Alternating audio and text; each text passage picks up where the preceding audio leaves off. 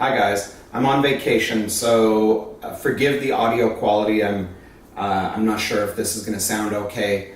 I get a lot of messaging from salon owners who basically say to me all the time that they say the same thing that I say, and their team doesn't seem to listen. Understand this, guys.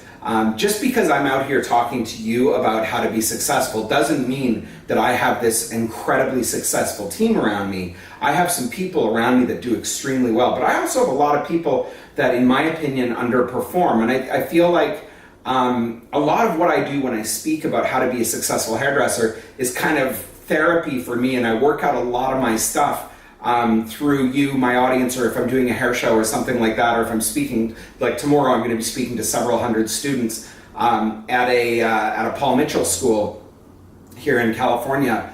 And a lot of what I do when I work this stuff out is kind of like therapeutic for me, because I have the exact same frustrations that salon owners have, and I've had the same frustrations that stylists and assistants have had, because I've walked in all of those paths at some point in my life. The point of what I'm trying to say is understand that you're never really appreciated at home, and no one listens. I shouldn't say nobody. Most of your team isn't necessarily going to be listening to you at home. Anytime I walk in and I start talking about the stuff that I talk to you guys about, I'm sure half the room is rolling their eyes going, oh, here he goes again, talking that nonsense or that kind of stuff, because the message generally has to be heard from somebody else. I just got an email from a very, very famous hairdresser who I look up to, who I would love to have to come into my salon and talk to my team. I just got a message from him that he wants me to come in and talk to his team. And this is the thing, I can go into most salons and talk to their team and they'll be really, really inspired. And the owners will say to me afterwards, it's like, I've been saying the same thing to them so long, and for some reason it worked when you said it. You have to go away from home to be appreciated. What did Robert Cromian say? A platform artist is just a hairdresser from out of town, right? If I do something in Vancouver, nobody cares, nobody listens, nobody shows up. But when I go away, all of a sudden I draw really, really, really well, because it's a fresh voice, and that's really what it's about. So, owners, don't hesitate to bring people in to convey the exact same message that you convey. Very often when I reach out to, or when I've booked an event through a salon, I will reach out to the owner and say, what is it that you really want me to touch on? Because, we all have the same issues, we all have the same concerns as salon owners, but I want to talk to them and say, what message is it that you're trying to convey to your team that you feel you're struggling with? Because then I will try to hit that same message, because it's really helpful. And I'm the same way. If I'm bringing somebody into my salon, I want them to pass on a similar message to me. And let's face it, here's what the messages are that we all want as salon owners. This is what we all want our team to do. We want them to show up rested early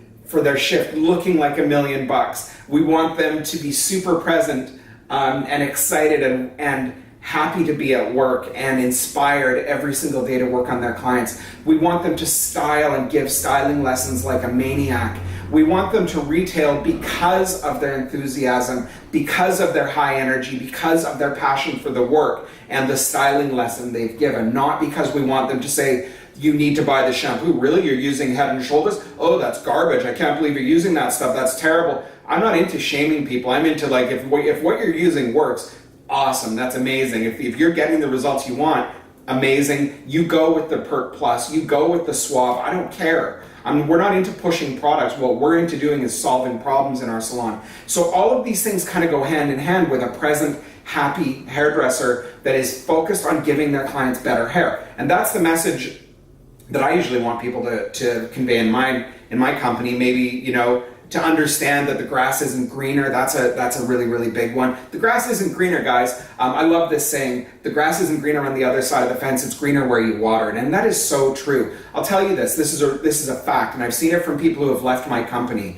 The second people leave my salon to go work somewhere else, the first thing they do is start doing all the stuff that I told them to do all through their employment that they weren't doing. All of a sudden they're like, oh shit, now I gotta work, now I gotta do all that stuff. And they start doing the exact same stuff that I've been telling them to do. And if they had just done it when working for me, they could have given themselves a 30% raise within a year, guaranteed. And then they would have been like, oh, all of a sudden I'm making money. I just heard the craziest thing from an employee the other day that I've ever heard that I've heard in years. And it was an average $7,000 a month employee that was saying to me she couldn't figure out how she could make more money.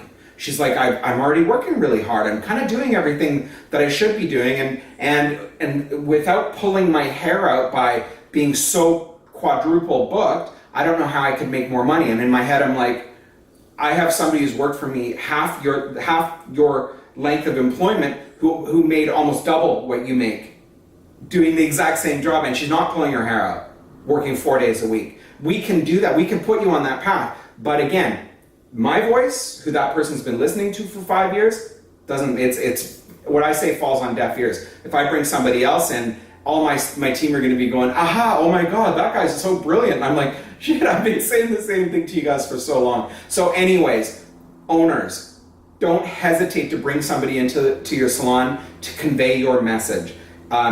People need to hear things several times from different sources in order for the message to get through. And don't be offended if all of a sudden what somebody else says connects when you've been saying the exact same thing, because we all say the exact same thing. We all want the same thing. We want our employees to do really, really well, and then it trickles back to us. That's simply all it is. And hairdressers, for God's sakes, listen to your employers. Your employers are not trying to do anything but help you make more money and be happy in your life, because that's what we want, is long-term employees who are making an incredible living, who are happy. That's what we want for you, because it'll come back to us once that happens for you. So that's our priority, is to make you that person. So don't think we're out to beat you over the head with the retail stick or that kind of stuff. This is all for your benefit. Some owners perhaps don't have the best approach.